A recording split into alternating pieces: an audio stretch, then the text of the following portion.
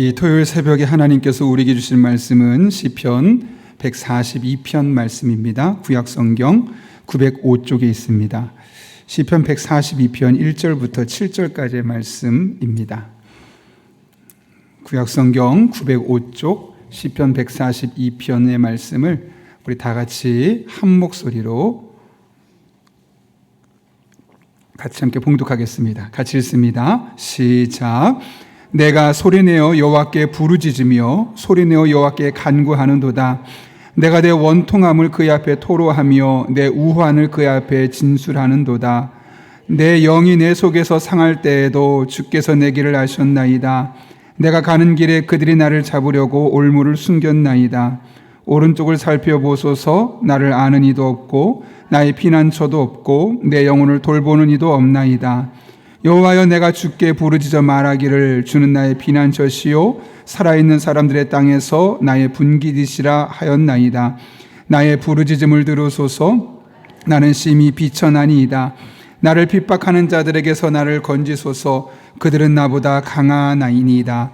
내 영혼을 옥에서 이끌어내사 주의 이름을 감사하교서. 주께서 나에게 갚아주시리니 의인들이 나를 들으리이다. 아멘. 우리 함께 기도하고 하나님 말씀 나누겠습니다.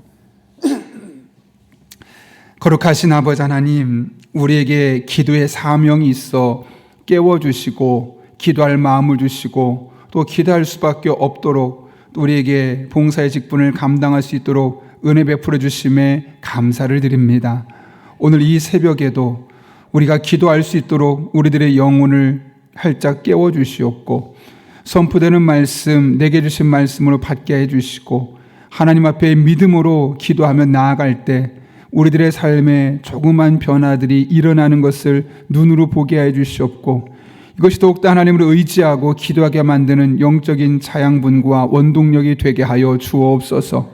그렇게 기도로 살고 기도로 은혜를 경험하고 기도밖에 없음을 우리 입술로 간증하며 살아가는 믿음의 사람들 되게 도와주시옵고 그 결국 하나님의 놀라운 응답을 삶 속에 구체적으로 맛보게 하여 주옵소서.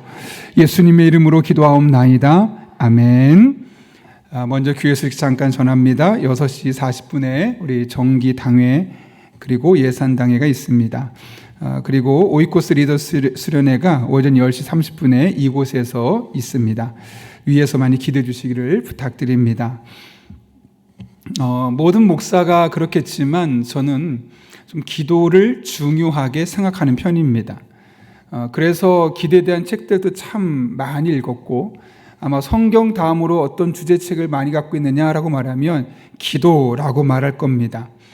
물론 이제 시간이 지나면서 그 책의 내용들을 구체적인 것은 다 많이 잊어버렸지만 그럼에도 불구하고 여전히 저의 기억의 한편에서 잊히지 않는 한 대목이 있습니다. 그것은 이런 내용입니다. 기도는 하나님이 아니라 다만 기도하는 사람을 변화시킨다. 종종 우리는 기도에서 하나님의 마음을 바꿔서 응답을 끌어내야 된다고 그렇게 기도를 생각하는 경향들이 참 많습니다. 그런데 진짜 기도는 그런 거를 시작하기보다는 하나님을 바꾸려 하기보다는 기도하는 과정을 통해서 때로는 내 믿음이 강화되기도 하고 또 때로는 나의 잘못된 믿음이 바뀌기도 하고 또 기도를 응답하시는 과정 또 기도를 응답하시지 않는 과정을 통해서 나의 믿음을 조금씩 수정해가는 과정이라는 거죠. 그래서 기도는 궁극적으로 하나님을 바꿔서 내가 원하는 결과를 이뤄내는 것이 아니라 나를 바꿔가면서 하나님과 보조를 맞춰가며 살아가게 만들어주는 그런 우리에게 아주 유용한 영적인 도구임을 기억해야 하는 것이죠. 기도하면 실제로 하나님께서 우리들의 삶에 많은 것들을 응답해 주십니다. 여러분도 아마 많이 경험해 보셨을 겁니다. 그러나 어떤 때는 누구보다 집중적으로 많이 기도했음에도 불구하고 전혀 응답이 없는 것 같아서 참 답답할 때가 있습니다. 중요한 것은 그것은 하나님의 능력과는 전혀 무관하다는 거죠. 오히려 이렇게 기도했음에도 불구하고 응답이 없을 때는 그런 과정을 통해서 하나님이 아니라 우리를 바꾸시고자 하시는 하나님의 놀라운 계획이 그 안에 담겨있기 때문에 그런 일들이 나타나는 겁니다. 우리가 기도를 그런 관점으로 보았으면 합니다. 하나님께서 나의 삶에 왜 이런 문제를 주실까? 하나님 나에게 왜 이런 고민을 주실까? 나는 이런 거 전혀 원하지 않는데 왜 나의 삶이 이런 일이 계속해서 일어나는 것일까? 나를 괴롭히기 위한 것이 아니라 기도하는 과정을 통해서 나를 바꿔가시기 위한 하나님의 놀라운 계획이 그 안에 담겨 있음을 기억하며 기도에 힘쓰는 저 여러분 될 수 있기를 예수님의 이름으로 축복합니다.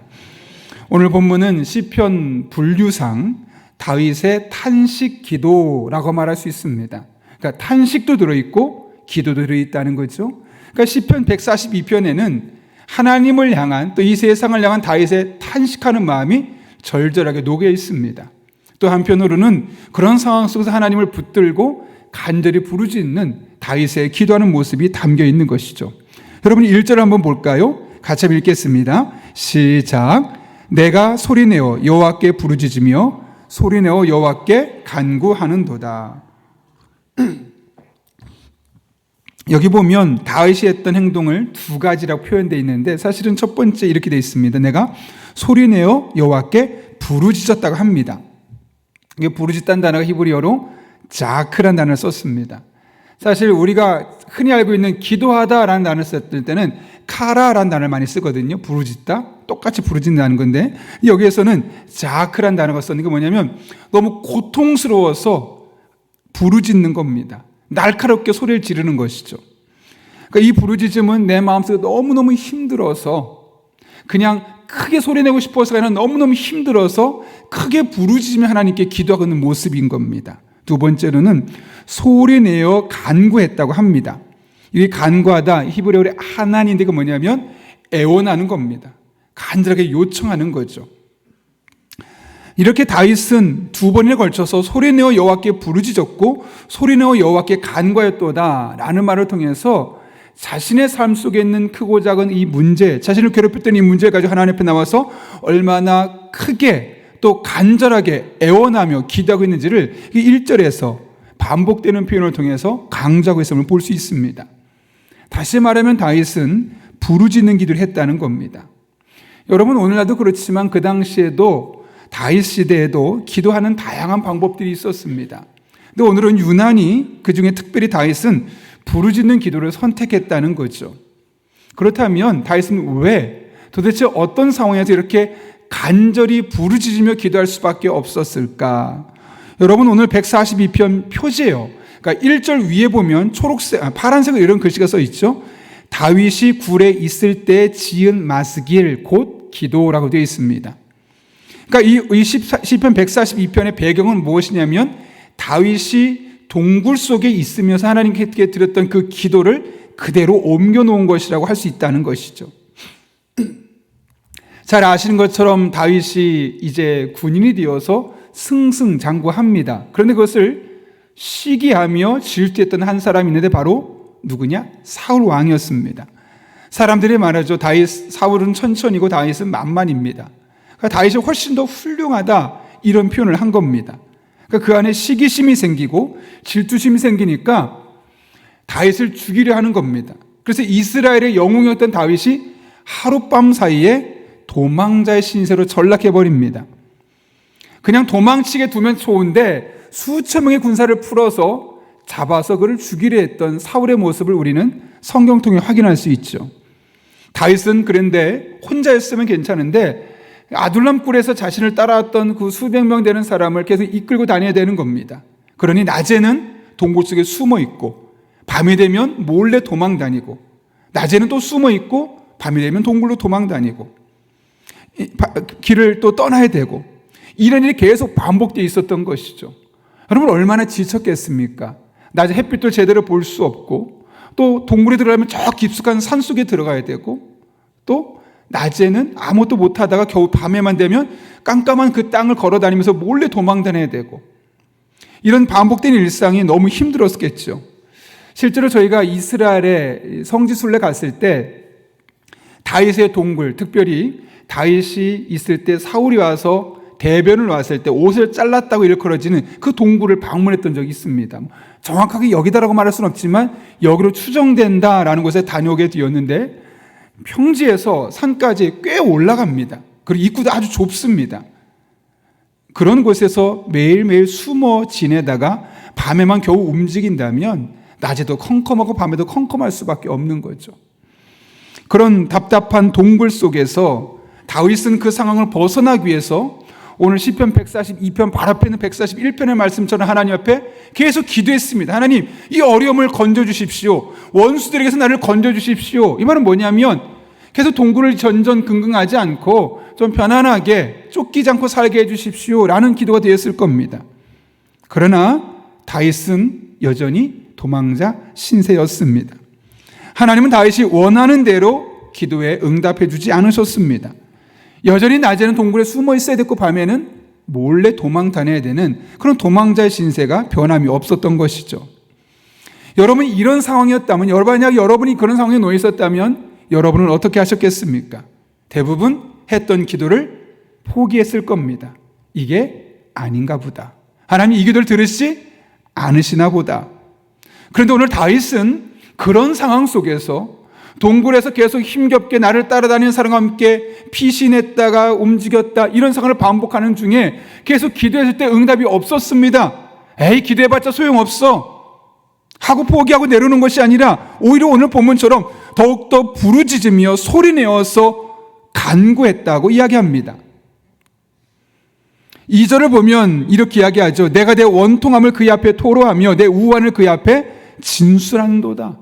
내가 얼마나 억울한지, 나는 열심히 살았던 것 뿐이 없는데 왜 내가 이런 고통을 겪어야 하는가, 억울함을 이야기했고, 또 그의 마음속에는 우환, 근심거리, 걱정거리들을 하나님 앞에 다 기도하며 호소하며 더욱더 간절하게 소리지으며 부르짖고 있는 다윗의 모습을 보게 되는 것이죠.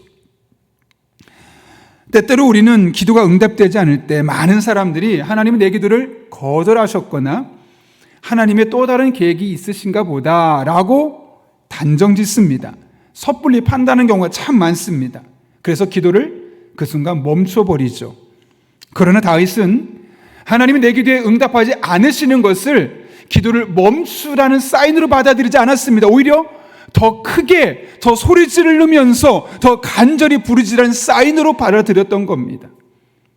똑같이 응답이 없었는데 누구는 기도를 멈추라는 사인으로 생각하고, 다윗은 한 번 더 하나님 앞에 간절히 부르짖으라는 기도의 방식을 바꾸라는 하나님의 사인으로 받아들였던 것이죠. 그래서 오늘 본문에서 보는 것처럼 더욱더 간절히 한 번 더 기도하라는 기도의 적극적인 사인으로 생각했던 것이죠. 멈출 수 없는 겁니다. 더욱더 간절한 마음으로 소리를 지르며 힘을 내어 기도할 수밖에 없었던 것이죠. 그걸 잘 아시는 것은 하나님께서 그 사울의 마음을 나중에 바꿔주셔서 그를 돌아가게 하고 또 다윗은 왕국을 건설할 수 있는 기회들을 갖게 되는 것을 우리는 열왕기 상하를 통해서, 사무엘 상하를 통해서 또 확인할 수 있게 되는 거죠. 계속해서 하나님 앞에 응답이 없음에도 불구하고 멈추지 않고 더욱더 간절한 마음으로 기도했을 때 하나님 결국 다윗의 기도를 들으셨음을 우리는 성경 역사를 통해 이미 확인할 수 있습니다. 제가 어제 설교를 준비하다 문득 떠올라서 계속 흥얼거리고, 어제 저녁에도 집에서 계속 듣고 오늘도 새벽에 집에서 오는 중에 차에서 그 찬양을 들으면서 저 또한 크게 소리 지르면서 했던 찬양이 있습니다. 제목은 역전되리라 라는 제목의 찬양입니다. 제가 찬양하기보다는 가사를 좀 읽으려고 하는데요. 기도를 멈추지 마라. 눈앞의 상황이 마음을 눌러도 원망치 마라. 너의 입을 지키라. 저들은 너의 입을 보고 있다. 마음을 뺏기지 마라. 내가 널 도우지 않는다는 소리에 너의 모든 게 불리해도 너는 기도를 계속해라. 너 기도를 멈추지 마라. 내가 너의 그 모든 상황을 바로 역전시키리니 너 기도를 멈추지 마라. 내가 잠시도 쉬지 않고 모든 걸 지켜보고 있으니 바로 역전되리라.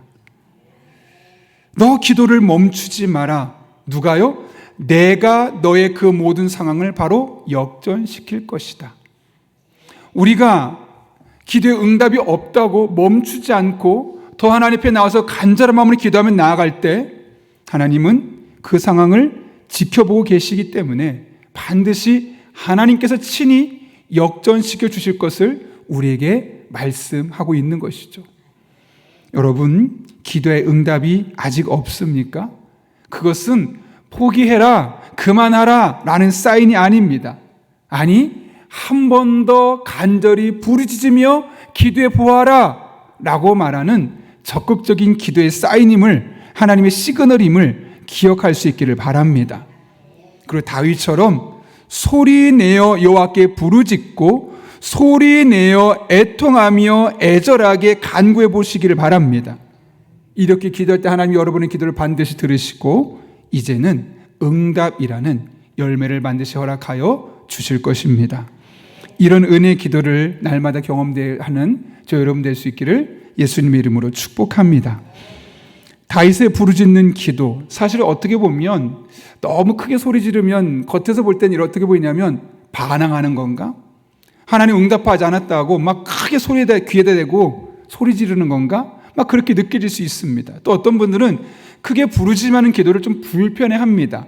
뭘 그렇게 크게 소리 지르려, 하나님 귀 먹은 것도 아닌데 그냥 조용히 하셔도, 작게 하셔도 다 들으는데 굳이 그럴 필요가 없지라고 크게 부르짖는 기도를 부정적으로 보는 분도 있습니다. 그렇다면 여러분, 다윗은 왜 이렇게까지 기도하게 되었을까요? 이어지는 말씀 보게 되면 다윗이 지금까지 느꼈던 자신의 상황이 무엇이었는지를 이렇게 묘사하는데요. 자, 4절 말씀 같이 읽겠습니다. 시작.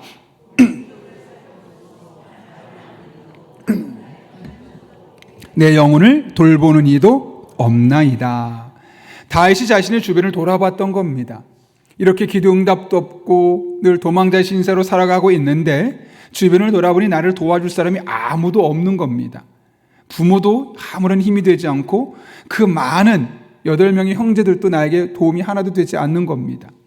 근데 나를 따라오는, 아둘람 굴에 있을 때 다윗을 따라왔던 곤란한 자들, 환난당한 자들, 마음이 아픈 자들이 지금 이 순간 그에게 큰 힘이 되지 않는 겁니다. 어느 누구도 지금 나의 이 어려움을 도와줄 수 있는 사람은 아무도 없다.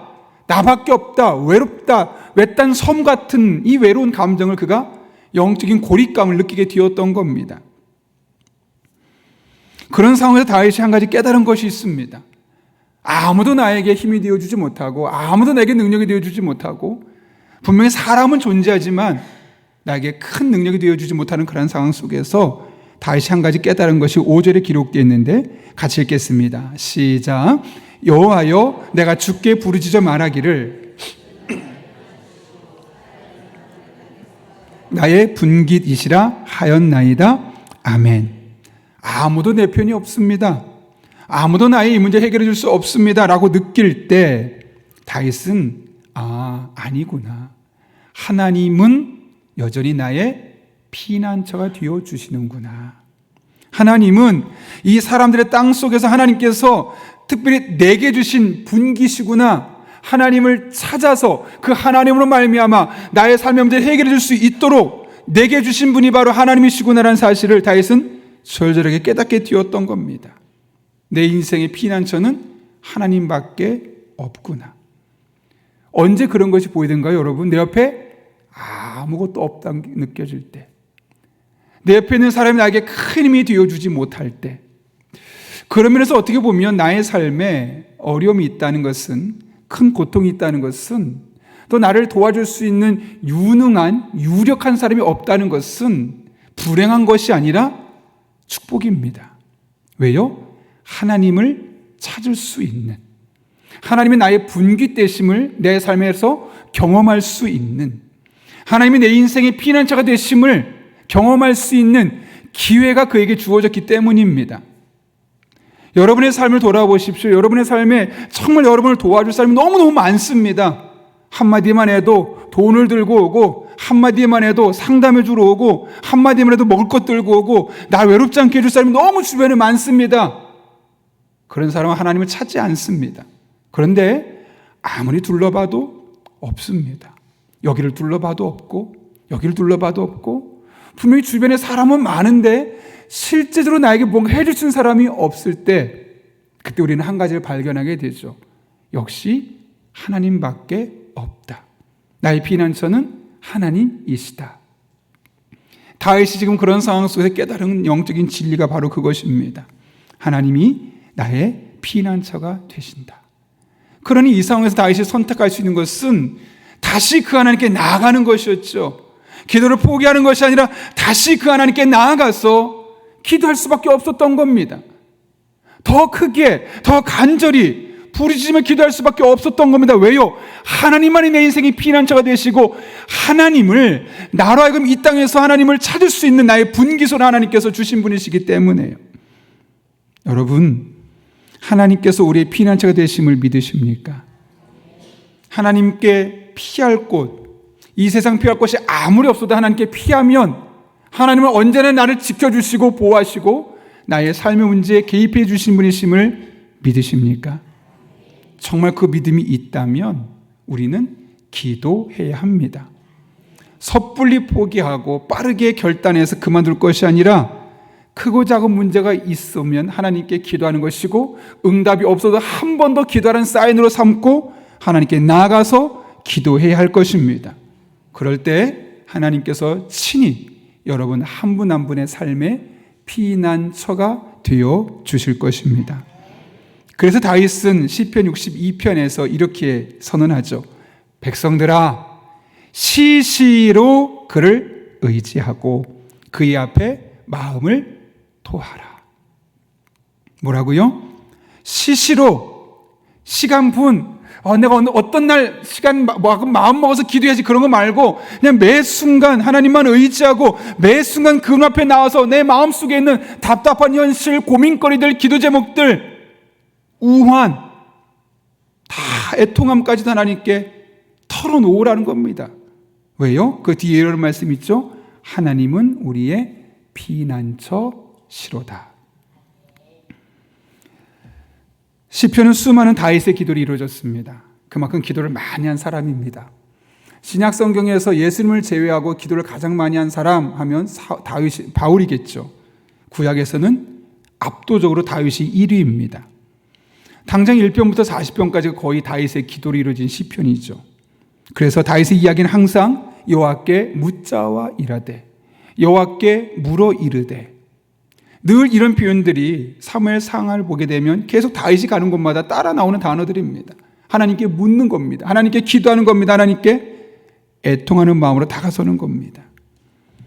그가 그렇게 기도할 수 있었던 것은 주변에 아무도 없었기 때문에, 하나님만이 나의 인생의 피난처라고 생각했기 때문에, 부모님께 찾아갈 시간에, 형제 자매에게 찾아갈 시간에, 유력한 인사를 찾아갈 그 시간에 하나님 앞에 나와서 시시로 그의 마음을 토하게 되었던 것이고, 결국 하나님은 그의 기도에 반응하시고 응답하셨음을 우리는 확인할 수 있는 것이죠.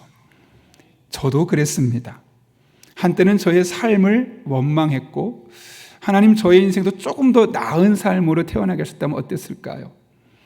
제가 충청남도 예산군 고덕면 용리라는 아주 시골에 태어났습니다.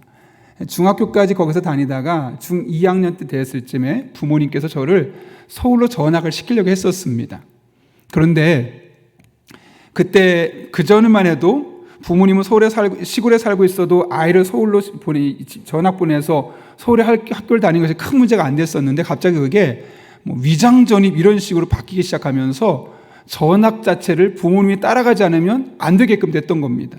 그래서 전학 수속을 다 준비하고 이제 다음 주면은 서울로 전학 가는 게 다 계획돼 있었는데, 이모하고 다 이야기 되어 있고, 그래서 이모 집에서 중학교, 고등학교 다닐 거 계획도 다 있었고, 또 집에서 선생님과 학교, 중학교에서 다 서류까지 되어 있었는데, 갑자기 정부에서 안 된다는 겁니다. 다음 주에부터. 그래서 제가 서울로 전학하는 게 중학교 2학년 때 막혀버린 겁니다. 얼마 전에 아이들과 그런 얘기를 했습니다. 만약 그때 내가 서울로 전학을 해서 서울에서 학원을 다니면서 공부를 했다면 어땠을까? 아마 지금 삶과 많이 달라져 있었을 것 같다. 그러면서 한편으로는 서울에 태어나게 하신 하나님이 참 원망스럽더라고요. 만약 그때 서울에서 태어나서 조금 더 공부시켜줄 수 있는 부모님 밑에서 어릴 때부터 공부를 차근차근 해서 살았다면 내 인생 내가 원하는 것보다 훨씬 더 나아질 수 있었을 텐데 하는 마음에, 억울한 마음이 사실 있었습니다. 오래전에. 그런데 어제 설교를 준비하면서 거꾸로 저의 삶을 돌아보면서 그런 하나님이 감사하더라고요. 만약 내가 그랬다면 어려서부터 하나님을 찾는 일을 적었을 것이고, 하나님이 내 인생의 피난처가 되었다는 사실을 미처 깨닫지 못하고 인생을 살았을 거라는 생각이 들더라고요.